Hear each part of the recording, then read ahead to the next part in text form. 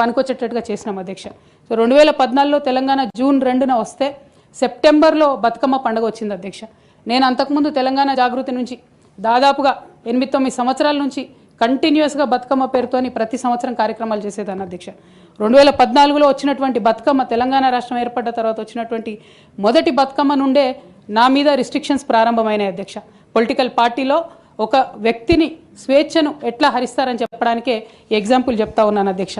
అధ్యక్ష, ఇక్కడ personal issues మాట్లాడకుండా నేను రూల్ పొజిషనే కోట్ చేసి మాట్లాడతాను అధ్యక్ష.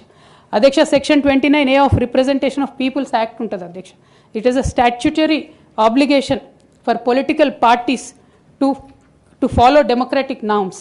అంటే ఒక వ్యక్తి ఒక పార్టీలో చేరాడంటే ఆ వ్యక్తి యొక్క భావజాలాన్ని కానీ, ఆ వ్యక్తి యొక్క భావ ప్రకటన స్వేచ్ఛను కానీ ఆ పొలిటికల్ పార్టీస్ హరించడానికి లేదు అధ్యక్ష. నేను గత 8 సంవత్సరాలుగా ఇండిపెండెంట్గా ఒక వ్యక్తిగా సంస్థను నడుపుతూ చేస్తున్నటువంటి ప్రయత్నాలని అడ్డుకట్ట వేయడానికి మొదటి రోజు నుంచే ప్రయత్నం జరిగింది అధ్యక్ష.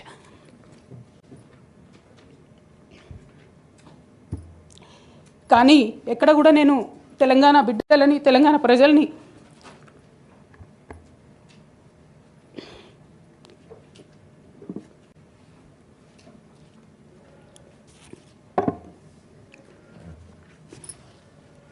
వాళ్ళను డిసప్పాయింట్ చేయదు కాబట్టి నవ్వుతూ పనిచేస్తూ వెళ్ళిపోయిన అధ్యక్ష. ఇప్పుడు నా దగ్గరికి ఎప్పుడు పెద్దవాళ్ళు, పైరవికారులు, కాంట్రాక్టర్లు ఎవరు రాలేదు అధ్యక్ష.